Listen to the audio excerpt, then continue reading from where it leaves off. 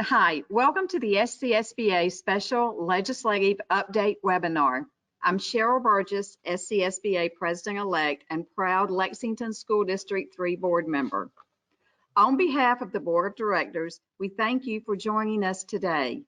It's nice to be together, even if it's electronically. It seems like we are all getting the hang of teleconferencing and video meetings these days. Please know that throughout this unique time, SCSBA has continued to serve its members. The staff continues to send out policy and legal guidance, provide updates on the state legislative and budget process, and plan online trainings like this legislative update webinar. New information is continuously being added to the new coronavirus resources page on the SCSBA website. So if you have not checked it out recently, you may be missing out. Our insurance trust also continues to process claims and respond to districts' needs, especially after the recent storms. Your board of directors continues meeting by teleconferencing on association business. We are also trying to do our part to encourage and thank board members, teachers, and district staff for their hard work. In fact, I saw some really creative posts during the school board virtual Spirit Week. If you have not already done so, be sure to watch a special thank you video from the SCSBA Board of Directors on Facebook. So let's get started with today's webinar. I am pleased to introduce the presenters. In addition to our Director of Governmental Relations and Communications, Debbie Elmore, we are delighted to have Mike Sheely, who we all know is the Budget Director for the South Carolina Senate. And finally, Becky Bean, our Communications Manager, will be helping to ask questions and share comments from all of you that you will type into the question box that should be seen on the right side of your screen. So with that, I will turn it over to Debbie.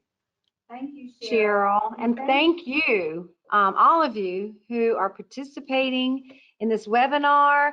I think we had a record 286 folks to register, which is wonderful. We thank you. We hope that you find this webinar beneficial. I know we've gotten a lot of questions about, well, what's going on in the legislature amidst all of this unprecedented circumstance that we find ourselves in.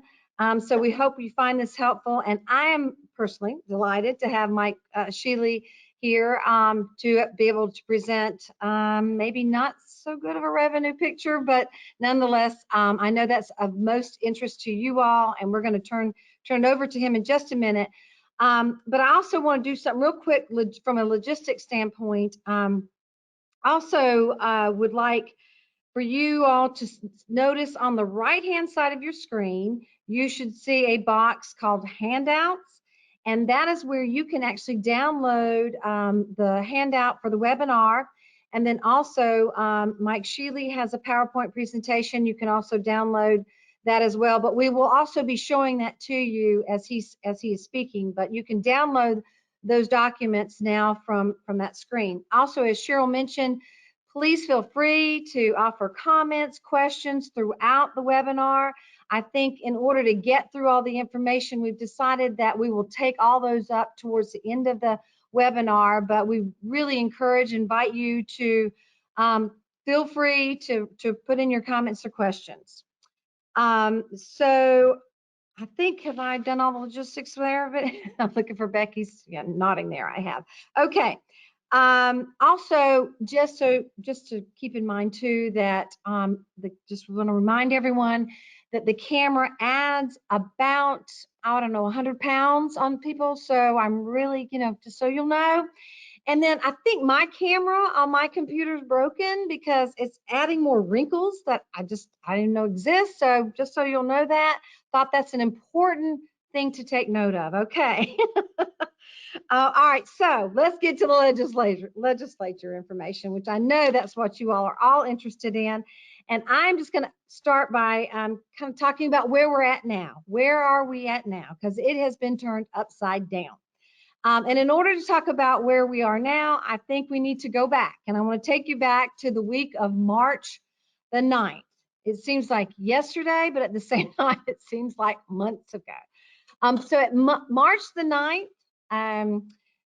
We had in the House had just finished the, I think, nearly $10 billion Appropriations Act, and then had sent it over to the Senate. And in this, the Senate had sent over our education bill that, of course, that we've been following all year, that they spent 3 months of debate on. It had actually passed over to the House and had been assigned to the House Education and Public Works Committee. By the end of that week, the governor announced his first of many declarations in response to the COVID-19 virus. And then that set off a chain reaction, a very quick chain reaction to basically shut down the normal operations of the state, both the private sector and the public sector. And then, of course, the General Assembly. It stopped the General Assembly as well. Since then, they have met 2 times. The first time was March the 17th, and that was needed in order to pass emergency funding for DHEC to respond to the COVID-19 virus. The second meeting was held April the 8th, and that day was supposed to be a quick in and out session. They were going to pass a continuing resolution, which basically would set the current year's funding level into July and beyond until the General Assembly could come back and pass the state budget safely. But that just basically continued the operations of the state government, including public schools. And then they were also going to pass a sine die resolution, which sets the parameters by which the General Assembly will return to take up things like the budget and legislation. So what ultimately ended up happening was the House passed its continuing resolution, and then the Senate passed its. The Senate passed a sine die resolution, but not the House. So ultimately, at the end of the day, we have no continuing resolution, and we have no sine die. So the general session, the legislative session officially ends May the 14th. And if there is no sine die and no continuing resolution, then the governor would be the person to call the General Assembly back to do business for extraordinary circumstances. And Mike's going to talk a little bit more about that later, but I just wanted to mention that because I don't know that the legislative update that I provided earlier makes that clear. There is no sine die resolution and there is no continuing resolution at this point. So one or both bodies are going to have to come back. The governor has announced that he will call the General Assembly back sometime in June to take up a continuing resolution. So I don't think we'll be without one. But then, you know, if there's a move by either house to come in before then, before May 14th, that might occur as well. I mean, it's certainly an option. Don't know that it will happen, but that is also an option on the table. So kind of just want to quickly go over the continuing resolution. Again, that's the one that keeps government operating past June 30th if there's no budget in place. So the big differences between the House and the Senate lies with language that deals with Santee Cooper. In terms of the K-12 language that deals with the issues that we have requested, they're in both the House bill and in the Senate bill, which is a good thing for us because that means it's in both bills. So if they do come up with a compromise, that language should remain, but of course we'll watch out for that as well. And I kind of want to share what those provisions are that are in the continuing resolution that we have advocated for, and I'm very thankful and appreciative of the General Assembly to include that. But what we asked for was basically the temporary suspension of the state mandated teacher salary step increase. And also that was set to go into effect July 1. And then also that was supposed to go into effect July 1 was a state mandated employer contribution increase to the state retirement system. That's that annual 1% that we've been doing several years now. And the General Assembly has funded that for the most part for school districts for that. Of course, that money's not going to be there, and there is no state budget as of July 1. So we asked for the temporary suspension until the General Assembly could pass a budget to ensure the funding would be there for those items. And that those provisions are in there, which is, again, very appreciative of. The other provision that we asked for was flexibility for districts to use carry forward funding, to be able to move funds around as you need to in order to address, obviously, these unprecedented circumstances that we find ourselves in, to be able to use that. And so that also was in there. There also was some provisions in there that dealt with primarily the Department of Education, but a lot of flexibility, the ability to accept federal funding, to waive the assessments and reporting requirements that are in state law as well. So some very good pieces in there for K-12. Again, they're in both House and Senate, so we hope that they remain. So finally, want to go to the sine die resolution because there is one provision in there that we need to recognize. So basically, it just says that that the General Assembly would return mid-May. Would return mid-September, September the 15th, I believe, for a period of time there. I can't remember if it was 2 weeks. Michael, no. Is it 2 weeks? Of 2 weeks of time that they could then do a budget and take up legislation. And that's the part I want to get to here. The important part here is that the parameters by which the legislation that they will take up with includes any legislation that has passed one body to another. And that would include Senate Bill 419, of which we are, again, been following all sessions. So that is up for possible, movement on. So just want to let you know, and again, that bill is now in the House. So that would be free to be taken up as well. So just wanted to mention that, but basically all of the other things that are in the sine die are typical things that they have included in there. Just that's not really a lot difference there. So that's really what is in there. So I just kind of now would like to get to what you all really are most interested in is what does the budget look like? What are we looking at in terms of revenue, and given the COVID situation, what has that done? And I sent out a summary of the BEA meeting, the Board of Economic Advisors meeting recently in one of the legislative updates, but Mike can do it so much better. He can break it down for us. So this time I think I'm going to turn it over to Mike. And again, Mike, thank you for doing this, for coming in and being with us, and appreciate the time you've taken to do this PowerPoint, and look forward to hearing what you have to say. Thank you, Debbie. Thanks to everybody. The last time that I was with this group was in December, and you may remember that I was talking about a revenue forecast that was probably one of the best that we had seen. I went back and I looked, and there was one slide that I did reference about a recession and some factors that might put us in recession, but I certainly did not mention a virus because it was on nobody's screen at the time. Since that time in December, then we've had a February 13th forecast from the Board of Economic Advisors that added on even more money because the economy was going gangbusters. Things were looking great. And then the House wrote a budget in early March. And in the middle of March, everything changed. Now, this is not my first rodeo, and you can tell by the fact that my COVID-19 beard is white. I started my career in 1982, and I remember these specific instances. I remember 1989 and Hurricane Hugo, and parts of the state were devastated. We actually had to borrow money on the open market to make our match requirements for FEMA during that time period. A tough time for the state. I remember 9/11 in 2001. During that time, you can see the numbers very, very clearly, where sales tax just dropped off the face of the earth for 2 months, as everybody was afraid to go outside for fear of some type of terrorist attack, a little bit similar to what's happening right now. And then, of course, we all lived through the Great Recession of 08. It took many, many years. During that time frame, it took us 7 years to get back to our previous peak of revenue collections for state government. But you know what?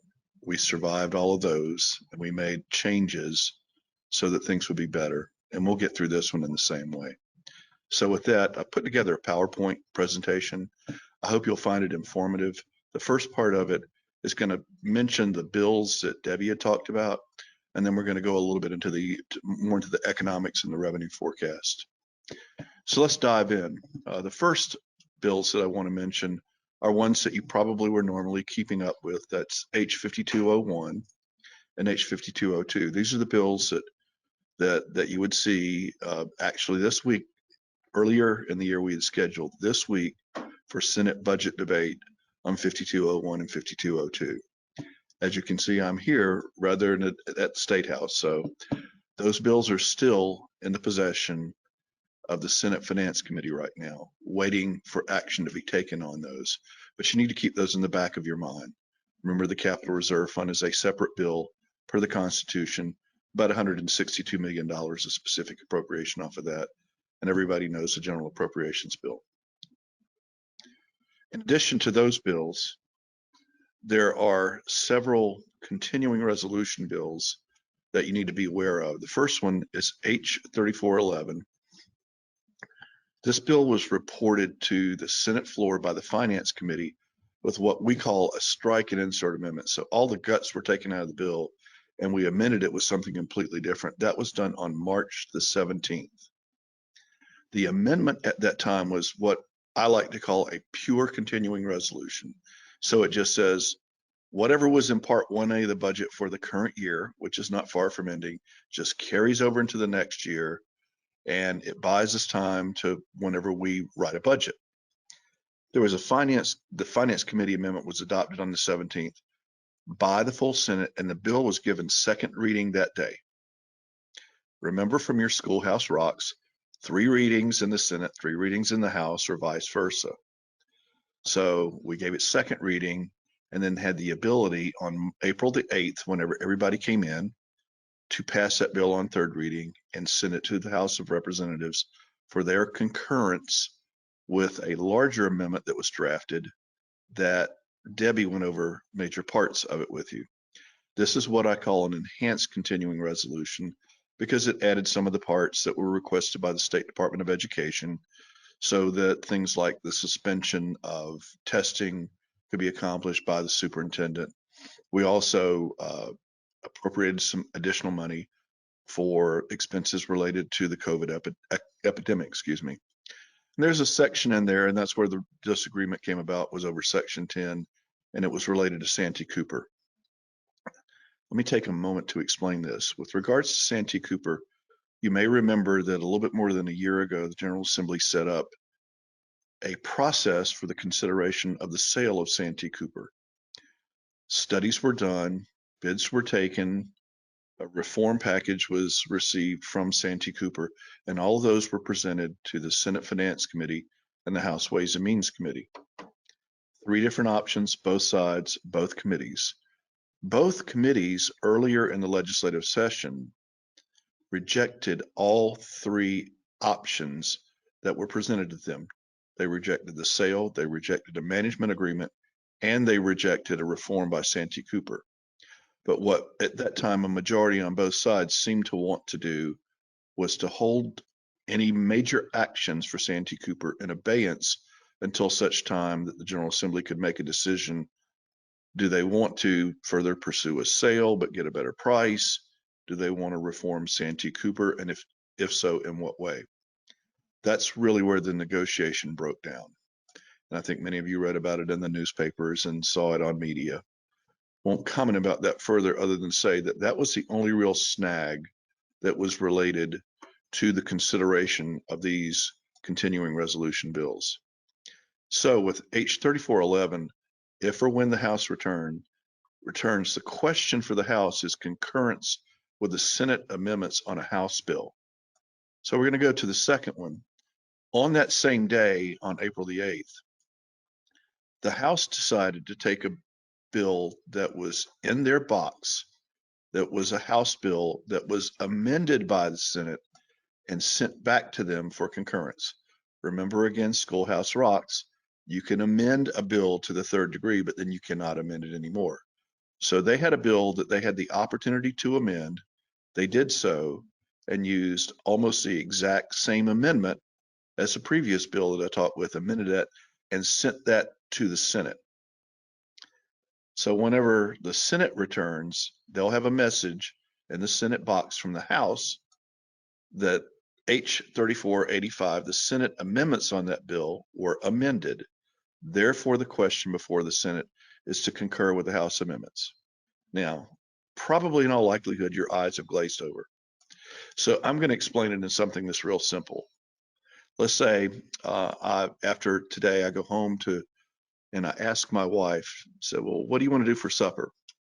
And she says, well, I think I want some takeout. Obviously, we can't go to a restaurant. And I said, well, why don't you cook that casserole that I really like? And then she says back to me, no, we're going to take out. That would be like a bill introduced, passed, amended by me, and amended back by my wife. But there's one final part that has to take place, even though we all know what the outcome is. I have to say, okay. And that's where we are with both of these bills right now.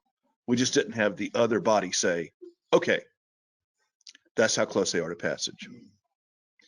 Now, with regards to another important bill, S 1194, this is the sine die resolution introduced by President Peeler. And this is the normal resolution that we pass near the end of each session that sets out specific times whenever we will come back, basically to take up vetoes or things like that, or other important measures, and at what time periods. The term sine die is Latin, and it essentially means end of day. So this is to set the calendar beyond May 14th, which is the specific date in statute that says we're supposed to finish our business. These things are relatively routine, and the Senate passed this bill and sent it to the House. Essentially what happens in this bill, if it eventually passes, is that we are at the call of the chair between now and May 14th. May or may not come in. That's the decision of President Peeler and Speaker Lucas. Then between May 14th and September 15th, we're at the call of the chair, subject to basically larger types of occurrences happening, things like an additional shortfall. You can see there what Debbie mentioned earlier was on September 15th through the 24th, we come back into session. We would have 2 weeks or 6 legislative days, and that would be to adopt an appropriations bill, capital reserve fund, any type of supplemental bills, a rescission bill, if the forecast goes south on us, a new continuing resolution, and basically everything else above. And Debbie had mentioned to you bills that have passed one body and go to another body. That is a Herculean task in 6 days, but there is time to fit those hours in, and I expect long hours if this bill comes to fruition. After that short session, the 2-week session ends, then subject to the call of the chair, and of course, sine die adjournment on November 8th, because what will occur will be an election in November, and then this General Assembly no longer exists, and a new General Assembly will be seated, and all the bills that have not passed for the current 2-year session will go away, and we'll start all over from scratch. Okay.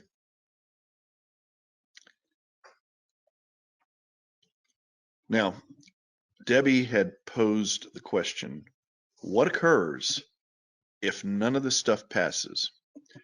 Well, I believe it was a week ago, Governor McMaster sent a letter to President Peeler and Speaker Lucas and said that if we do not have a continuing resolution in place after our normal adjournment date of May 16th, but before July 1st, he would call the General Assembly back into session for purposes of putting a continuing resolution in place so that state government continues. There's an issue that everybody needs to understand about that. The governor does have the authority, and I have listed here his constitutional authority for extra sessions. That's Article 4, Section 19. But what the governor does not have the ability or power to do is then to limit the General Assembly once they come back. So there are 2 things that go on here. He calls us back, and the entire calendar potentially is live, unless the General Assembly by purposes of another sine die resolution, decides to limit itself. And once they begin, there is no termination date until the general election. So they would have to decide under what conditions would they come back and at what times. So it's a safety valve, but there will have to be a lot of negotiation that goes on. Otherwise, I may have my COVID beard all summer. So with the next slide. Before we get into the revenue forecast, I want to kind of tickle your brain a little bit with a little bit of economics. This was an article that was just published a couple days ago in Forbes magazine. And it kind of summarizes the way that you would want to kind of think about what's going to happen with the economy over the next several months, quarters, or even years. And it's the alphabet soup of recessions. So think in terms of the letters V, U, W, and L. A V-shaped recession is a steep decline, and we certainly are experiencing a steep decline right now. But then we come right back out of it. It's a quick recovery. Probably the best example of that was the 1990-91 recession. It only lasted about 3 quarters. It was relatively mild by way of the downtick. And the catchphrase that you will remember at that time, because that's whenever President Clinton was elected, and he had the mantra from his campaign, "It's the economy, stupid." So you'll remember that from that episode. The U-shaped recession is a long period between decline and recovery. Now, technically, the Great Recession from right at a decade ago meets that example. But I think almost every economist that you would talk to would say that it won't take 5 or 7 years for that U to come back out of it. We're looking in terms more of quarters, but the question becomes, when does the U begin to take shape and come back up on the other side? So we don't know the answer to that. A third possibility is what's called a W-shaped recession, and that's one where we have a quick recovery and then have a decline and have a recovery, and then it looks like a W, so it kind of wiggles back and forth. A good example of that is the 80-83 recessions, because there were actually 2 during that time period. And what we hope to avoid at almost any cost is the L-shaped recession, where there is an extended downturn and no sight of a recovery. Probably the best example of that is in Japan in the 1990s, and it is referred to in Japan as the lost decade. Okay. This economic downturn is unique, first of all, because its root cause is non-economic. In most cases, with economic downturns, there's some type of imbalance in an economic factor like consumer spending or a decrease in investment. This downturn, which is certainly going to be a recession, even though we haven't had the specific measures announced yet, is a result of the collective action through governments to restrict physical human interaction. So certain parts of the economy simply can't work. It's not that they failed. These restrictions have in effect, placed our economy on life support until a level of safety returns where then we can all interact.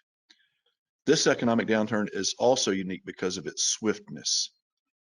It literally was a 2-week period of time from the time the House passed its budget to the time we got the revised revenue forecast and knew in the Senate we had a completely different animal, and we're not looking at much of any revenue growth. And the third reason that this economic downturn is unique is because it is universal. The COVID-19 virus has spread across the entire industrialized world, and everybody is experiencing this at the same time. So just think about the fact this is not only a United States recession, but we have trading partners all across the world. We're a manufacturing economy that sends BMWs and airplanes all across the world. And right now, demand is very low on all those types of things in Europe, in China, in Africa, all across the world. So this economic downturn is truly unique. A couple of slides I wanted to show you. The first one here has to do with total unemployment claims. Just got this yesterday from my friends over at the Board of Economic Advisors, and these are weekly claims. you'll see the blue line that they have charted out there are the claims on a weekly basis from the Great Recession, sort of our mark for difficulty with regards to an economic downturn and recovery. And then the brown orange line charts the claims for what's occurring right now. And you can see the scale. That's 250,000 claims. That's how much we've experienced by way of unemployment in the state. And the numbers will be revealed over the next several months as the reporting catches up. Okay. This is a very important chart, and I want you to look at it closely. The green line are actual collections that are on a quarterly basis. This chart comes from the Board of Economic Advisors, and the y-axis is the $10 billion that Debbie had mentioned earlier. And you'll see where in 1819 we had very, very good growth in revenue. And then in 1920, the current fiscal year, through really the first 2/3 of the year, we were growing far beyond that solid blue line, which is a base budget, the amount of money that we assumed we would collect in general fund revenue for the current year's budget. So that difference between the solid green line and the solid blue line is surplus. And then comes March of this year, and the Board of Economic Advisors had to revise their forecast.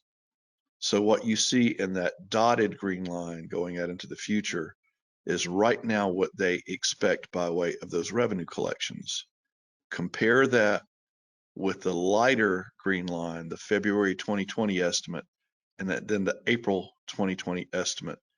And that is the effect that COVID has had on the revenue forecast. Now, I look at this and I say, oh, I would be so happy to take this right now, because it means that there would likely be very little, if any, cutting to the existing budget for the current year. And I just hope that this is what we can attain. Okay. And probably the best way to describe it is to look at the tranches of appropriations the way that we would normally look at it. And I'm going to give you a before and after, and this slide also comes from the Board of Economic Advisors. February 2020, as the fiscal year 18-19 closed, because the economy has continued to grow extremely well over the last several years, at the end of that year, we closed the fiscal year and we had $350 million in cash left over. Probably our largest closeout amount ever. Now, if you look at the amount right next to it, where it says $305 million, that's the April 2020 forecast. We began with the $350 million in the bank. And whenever we came back in the middle of March, the governor had sent the House and the Senate a letter. COVID was just beginning to spread across the state, and he had requested that an appropriation of $45 million be made to DHEC to cover some of their upfront costs. So you see that $45 million in cash, $45 million taken in cash off of that $350 million of cash that was on hand that was at least thought to be spent for FY 2021. I also want to mention that in the continuing resolutions that are currently in the two bills that are going back and forth between the House and the Senate, $200 million of the $305 million is being considered to be spent. Of that $200 million, $180 million goes for direct COVID-related expenditures, and $20 million is a set-aside account in case we have some type of natural disaster. Of course, we didn't know it at the time, but we've already had one with the tornadoes that have come through the state. And there will be some expenses that state government will have to pick up along with local governments. There's also a sentence in that section of the amendment that's on those two bills that says that the governor at his discretion can use up to $15 million of that 305, of the $200 million, excuse me, to ensure that there is safety regarding our elections. As you well know, whenever you show up at the polls, you hand someone a piece of paper. Are we going to do that? Do we need to put up those shield guards? Do we need to make sure that we have people with masks there? These are problems that we've never thought about or faced before, but there's a small amount of money there to address those concerns if that in fact takes place. So I want to move you to the next panel. No, go back to the previous one. The next section of that same slide. The estimated surplus. This is the amount of surplus that was previously expected for the current fiscal year that will end on June 30th. Remember, that's the difference between where we were tracking and the Appropriations Act. And it was estimated that that growth was going to be $567 million, again, used for the development of the overall 2021 spending plan. That money is largely evaporated as a result of COVID. So you can see down there an expectation of about $40 million is left. Now go to the next section in the same slide, and that's the Capital Reserve Fund.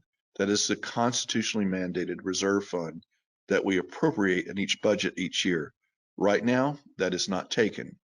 Will it be appropriated? Likely not, because we don't know whether or not that will be needed to close a fiscal year and protect not only the Capital Reserve Fund, but our General Reserve Fund right now, which has, my recollection is around $400 million. All those things are important as we get to the close of the current fiscal year. And probably the thing for all of us that's most disturbing is that far right section of the current panel. That is the February 2020 estimate had almost $900 million in estimated recurring growth above the current year base of spending. That amount, as a result of the BEA forecast in April, has dropped to $244.2 million. So you can see a couple weeks makes a big difference with regards to the outlook of the budget. Okay. Some other items that I want to mention. I won't take the time to go through all the details, but right now the estimates for the EIA look relatively solid.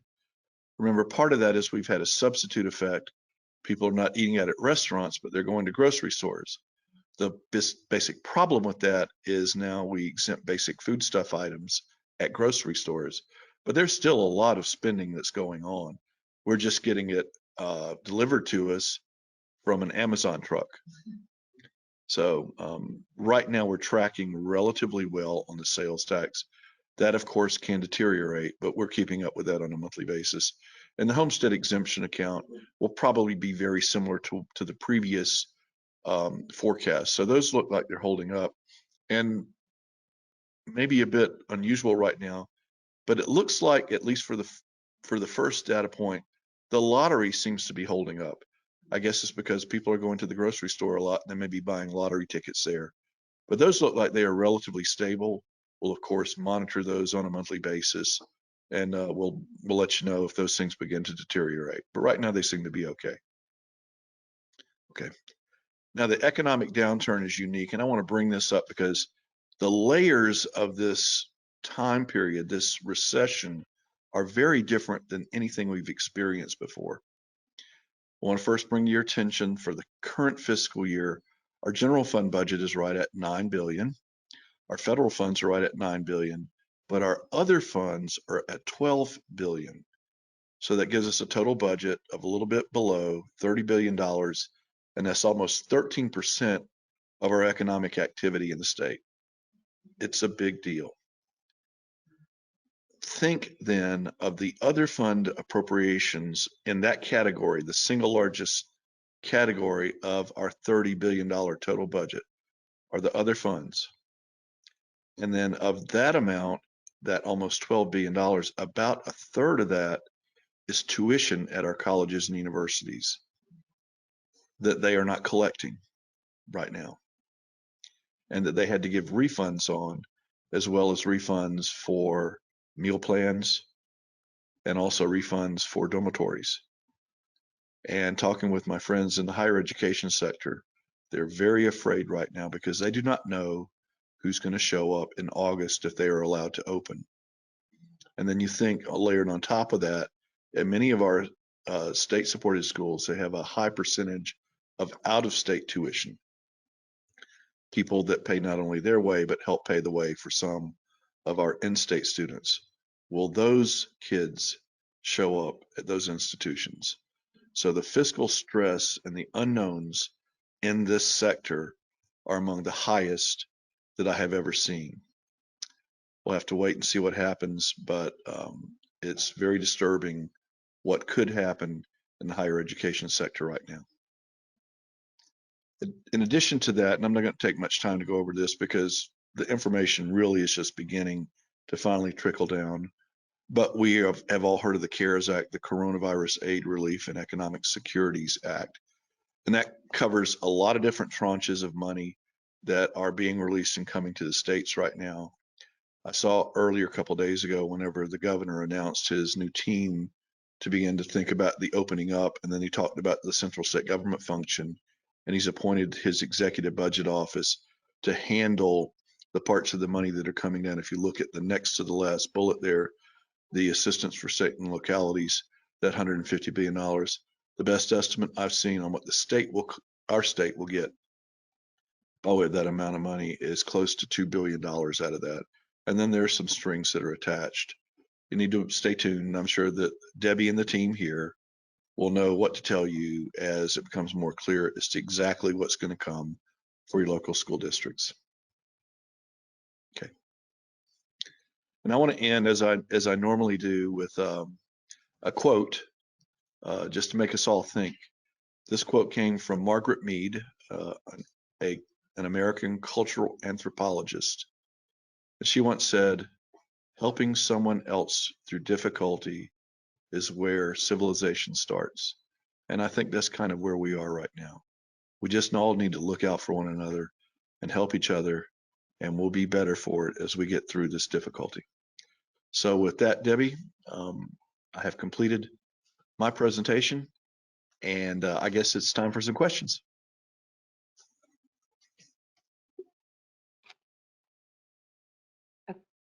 Okay, I'm sorry. We're having some technical issues here with the sound, so I had to hesitate before I spoke to make sure my mic is on, and I hope it is on. So Becky, do we have, I think I'm gonna turn it over to you. So if we have any questions or comments.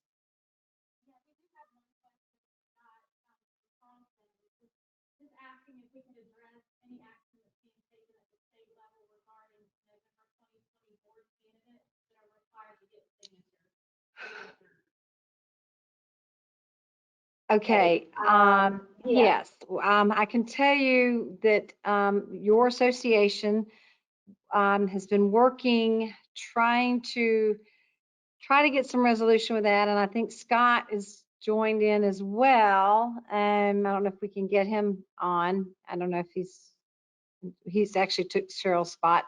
But what we've done is we've been in contact with the governor's office to see if there is any way that the governor could include some sort of provision within another declaration of emergency kind of situation to maybe either suspend the requirement. There you go, Scott, to suspend the requirements for signatures or to delay it. In addition to that, I've been in contact with some folks in the House who, this one's a little tricky because the General Assembly, again, as Mike just went through, has to come back. And maybe there may be a possibility to get something in the continuing resolution.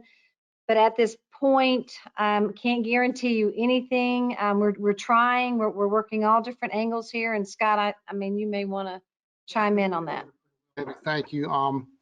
Yes, we're working with the governor's office, and we're also working with legislative leadership to try and see what we can do to address that issue, because we do know there are some 18 districts out there that do have to have petitions signed. And when you have, basically in effect, when you have the social distancing requirements that are in place and other things that the governor has put out through executive order, it does present some very some significant issues for collecting signatures. So that is something that we're aware of, and we are looking into that and see what we can do to fix that.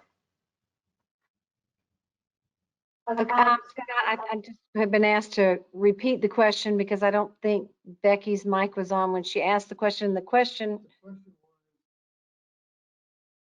Had to do with boards that have to, in order to run for school board, and there are 18 in South Carolina that have to do this, where they have to get petitions with signatures on them, and it varies from district to district as to how many you have to get or the timeline for providing that. But I know we have some that are due July 1, we have some that are due mid-July, and some due in August in order to get on the ballot for the November election. And the question is there anything that can be done in that in light of the situation that we face with the COVID-19 virus and the governor's orders of staying at home and practicing social distancing. And so we are looking into that. We have had discussions with the governor's office, and we've also had discussions with legislative leadership to see how we can address that. And we'll keep you posted. Okay, thank you, Scott. Y'all are brilliant out there because there's no more questions. So either we're brilliant for, oh, wait a minute, I'm being waved here. So, but I will say while Becky's reading that question, I do want to mention too that before we started the webinar, the governor held a press conference with State Superintendent Molly Spearman. And we've been told that basically they announced that schools, and Scott may want to weigh in because he actually watched it. I just got a text. I'm now repeating a text here. So the schools would be out for the remainder of the school year, and but that e-learning would continue to happen, and that the last 2 weeks of the local school district's calendar could be a time which, the districts collect things like Chromebooks or pay fees or all those kind of end of the year activities that you do would occur during the last 2 weeks of your local school district's calendar. Did I miss anything else, Scott, or did you hear anything? Highlights. Okay, and then also I think there was also mention about districts having some innovative options for graduation, I think was the only other thing there. So. And Superintendent Spearman mentioned that she's going to be putting together a task force in the next week or so to try and look at how to address the likelihood of when schools reopen in August. Because obviously that's the plan, is to reopen schools as they normally would, but in the event we need a plan B. She said she's going to be putting together a task force of educators and some innovative thinkers to come up with some thoughts on that. And I know Mike mentioned the federal funding as well, and I do want to say that we also are planning another webinar, just so you will know, to kind of let you know that we're wanting to do another webinar where we're going to ask the State Department of Ed folks to come in and talk about the different pots of federal funding that might be available, how it's going to be allocated, the uses for those funds. I know they'd been waiting on guidance from the federal government, from the U.S. Department of Education, and they've received some. But I will tell you, there's a lot of money. There's a lot of money in that. And so for some districts, I mean, I think the allocation, some of it anyways, is based on Title II funding that you receive and the way that it's allocated to school districts. But it's a good amount of money, and it has to be spent, and it's one-time money. So we'll have to see, I'm sure you'll have a lot of ideas for that. And I know that there is a gap in learning that we were all hearing about some children who've not been able to participate in e-learning. And so what do we do with those students to ensure that we catch them up into next year? So a lot of things happening, a lot of information, coming in. So do want to bring that up as well. But we will announce in the next coming weeks another webinar to talk about those federal funding issues. So anyway, so with that, Becky, I think I'm going to now turn over to you for a question.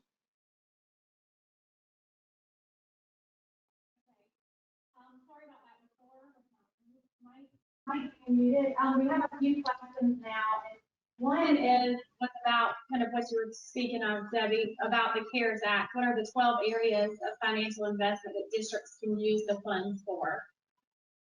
I'm not completely knowledgeable of, to be honest with you. That just kind of came in like recently, those guidance, but we will get that out. I do know that, again, it's one-time money, so it's not something that you can necessarily use to, for example, raise teacher salaries or employee salaries, something that's going to be recurring every year.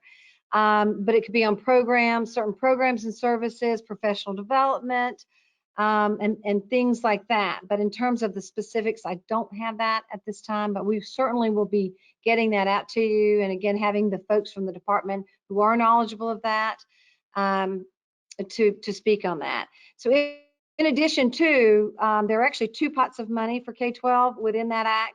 There is one that's pretty much directly to school districts that's allocated through the department. There's also another pot of money that's been given to governors, state governors. Now that pot of money can be used for both higher ed and K-12. So don't have a whole lot on those pots of money yet. I'm sure the Department of Ed folks have that. So we'll have that information out as well. Someone asked, is there any discussion about the General Assembly mandating a step increase for teachers once the budget is passed? I can take that one. My boss, Senator Hugh Leatham, who's the chair of the Finance Committee, has made very clear that when we get, if the schedule holds that we initially had in the sine die resolution, if that holds, we will be meeting in committee in the August and early September timeframe to develop a budget. Now, whether or not the step increases will be there, if they will be funded, all of that is going to be related to a large degree to the revenue forecast. But really what we're doing is we're picking up the things that we normally would have accomplished right now and over the next several weeks, and we're moving those to September. The reason for that is twofold. Number one, hopefully it will be a lot safer for people to gather in September. But above and beyond that, the requests that we as staff, both the Senate Finance Committee staff, House Ways and Means Committee staff, made to the leadership was, in order for that revenue forecast to be as accurate as possible, we needed time.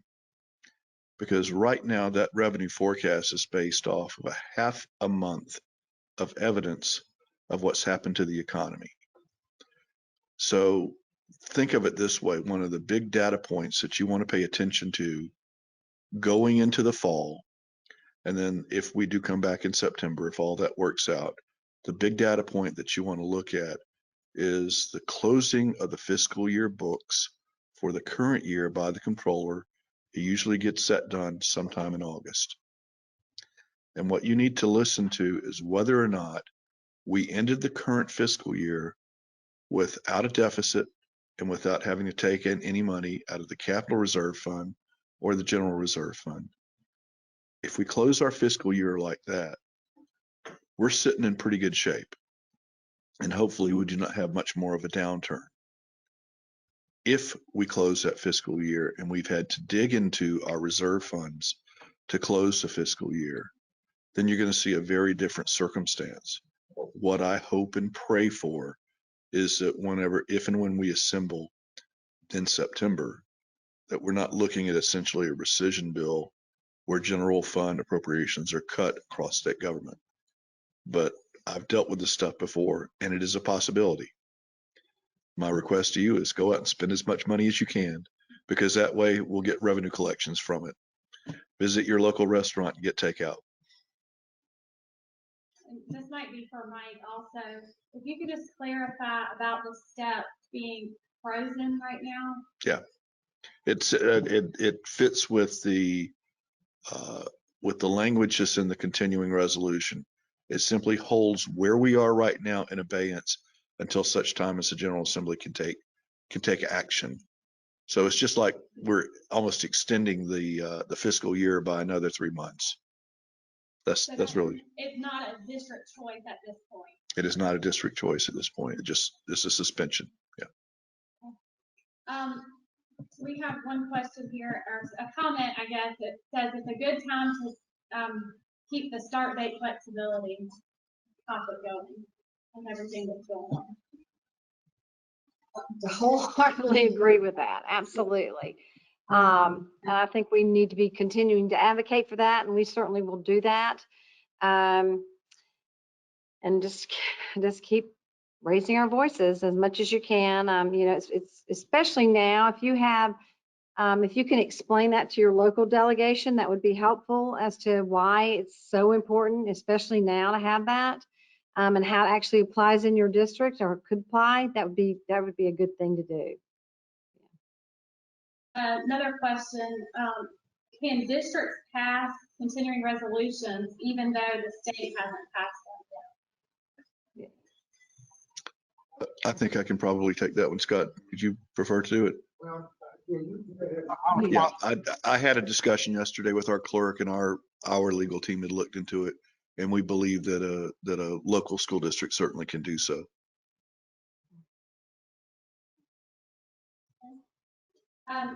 Another question about the CARES money, do we know that it will reach the state? I do not have that information. I do not. I'm sorry. I will find out for you though and get that out for sure. Write that down. Okay. Does the language state that it freezes the state minimum schedule, or that a step cannot be made by districts? It's a freeze. Mhm. And can I? Let me see. Am I unmuted? Okay, I just want to follow up on that question. The reason for the need for a freeze is if we did not do that, what would happen would be is that you would have some districts that can afford to do so, to provide that step and not have a state budget, and others would not. And so it causes a gap in pay between districts. And that happened, some of you who've been around may recall that it happened during the recession.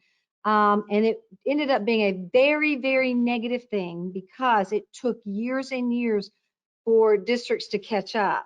And so in order to get the provisions that we wanted to get in, number one, we needed to support that because it makes sense just to keep everybody at the same. And then also, we needed to do that mainly for our longstanding statement of belief that we've held for a long time by the association. It would be an unfunded mandate because you know, while revenues would remain the same July 1, you would be hit all of a sudden with a 2% pay increase. And then we know from districts' budgets that 90% of a district's budget is personnel. So that's a big impact on a lot of districts. So you know, we're not saying that it's not going to happen.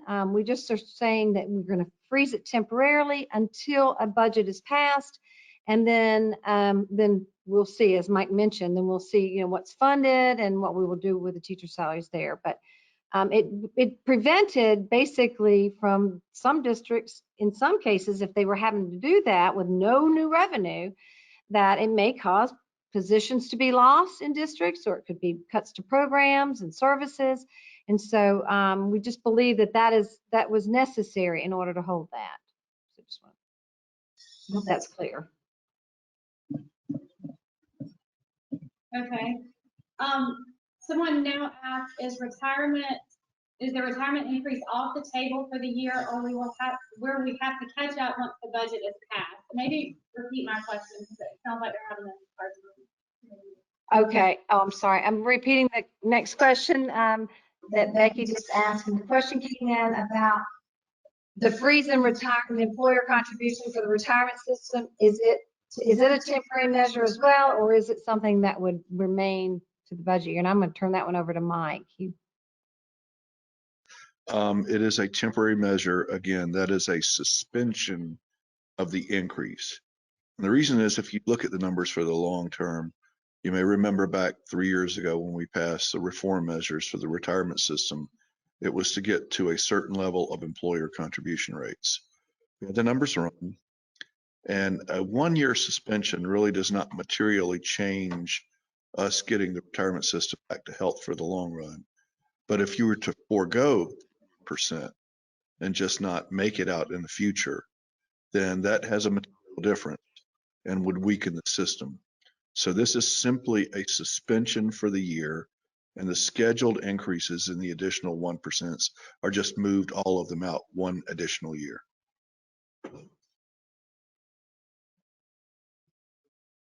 Okay.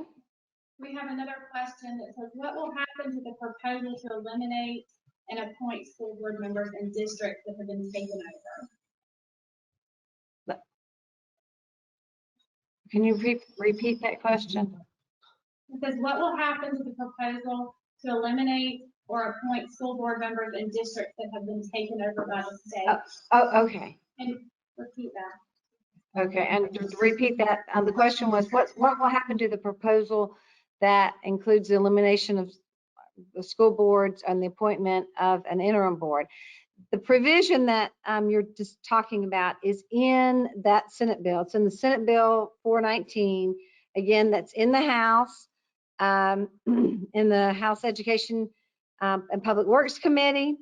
Passed the Senate. So as Mike mentioned, depending on the circumstances of being called back into session, that bill is on the table. It could be on the table if the governor, as Mike mentioned, again, I'll repeat that, and he may want to, is that if the governor calls back the General Assembly into session, he may call them back for a certain reason, but once they get into session, there's no limitation. They can take up whatever they want to take up, and the calendar, as he said, becomes alive. So the calendar is kind of what's on the table, what's on the agenda, if you will. Everything then is open up to, unless they pass a sine die that limits that. It may limit it, but in the current version of the Senate sine die, it puts that on the table as well. So we're just gonna have to watch for that. It's allowable, but we're, again, the different puzzle pieces here and how they come to be,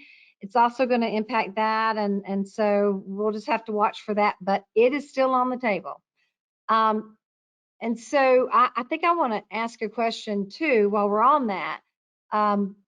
So originally, and this probably is directed at Mike, in the original, it's not original sine die, I guess. So in the rules, maybe, is it the rules that or statute that says the General Assembly will end, the session ends on the second Thursday in May. So there was some thought that, okay, well, if it ends, if that's what the law says, it ends the second Thursday of May, then that means, and if there's no sine die, then doesn't that just mean everything on the agenda then dies with it or ends with it? And according, I think I asked you that question, and maybe if you would repeat, apparently not. It does not if the governor were to use his executive power to call the General Assembly back into session. So that's a sort of, think of that almost like a circuit breaker. The statutory requirement, it's in code, is the second Thursday in May is when the General Assembly will complete their regular session. That was changed just 3 years ago. It used to be the first Thursday in June, so we shortened session by 3 weeks. It is a constitutional requirement, I think, that they begin their session. I think it's the second Tuesday in January. So you're dealing with some constitutional requirements, some statutory requirements, and how all those work together. Okay. Okay, going back just to clarify, someone is asking about the freeze. But they're saying that their district, they already pay above the state minimum. So they're, just to clarify. It's in essence, it's like a continuing resolution. What they're paying now, they will just continue to pay. Yeah. Okay. All right. Well, I too want to thank you. I think we've only 5 minutes over, so that's good. But I appreciate it. We appreciate everyone who's participating and for the great questions. Again, be on the lookout for announcements about our next webinar, and we're going to really delve into the federal funding aspect of this. I know a lot of questions out there for you in that, but I'm going to, I think I'm going to turn back over to Scott, and he's going to close us out. And again, thank you, Mike. Thank you for joining us.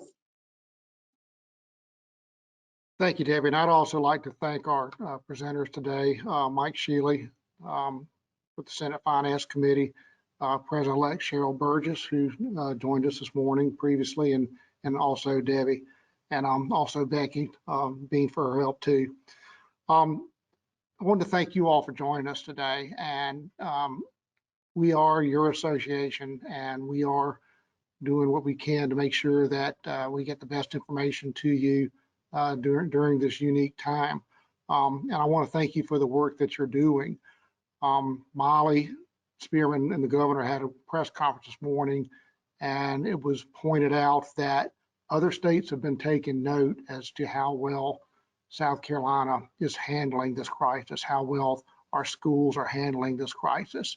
And that's due in large part to our leadership, and that's due in large part to local leadership, and that means you all. And so again, I want to thank you for everything we're doing. We still have a ways to go together. We are here for you as your association. Let us help you.